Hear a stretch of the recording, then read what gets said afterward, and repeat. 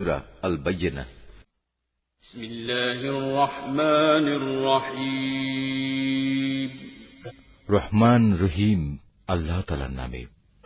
আহলে কিতাব ও মুশরিকদের মাঝে যারা আমার আয়াত অস্বীকার করে, তাদের কাছে সুস্পষ্ট প্রমাণপত্র নিয়ে না আসা পর্যন্ত তারা কখনো ফিরে আসতো না।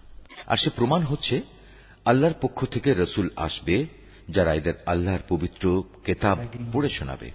এতে রয়েছে উন্নত মূল্যবোধ ও সঠিক বিষয়বস্তু। আগের কিতাবধারী লোকেরা তাদের কাছে সুস্পষ্ট প্রমাণ এসে যাওয়ার পরও বিভেদ এবং অনৈক্যে নিমজ্জিত হয়ে পড়েছে। এদের এছাড়া আর কিছুরই আদেশ দেয়া হয়নি যে তারা আল্লাহর জন্যই নিজেদের দ্বীন ও ইবাদত নিবেদিত করে নেবে এবং নামাজ প্রতিষ্ঠা করবে, যাকাত দান করবে, কেননা এ হচ্ছে সঠিক জীবন বিধান। আহলে কিতাব ও মুশরিকদের মাঝে যারা আল্লাহ তাআলা ও তার রাসূলকে অস্বীকার করেছে, তারা অবশ্যই জাহান্নামের আগুনে থাকবে। সেখানে তারা থাকবে অনন্তকাল। এগুলোই হচ্ছে নিকৃষ্টতম সৃষ্টি। অন্যদিকে যারা ঈমান এনেছে এবং ভালো কাজ করেছে, তারাই হচ্ছে সৃষ্টি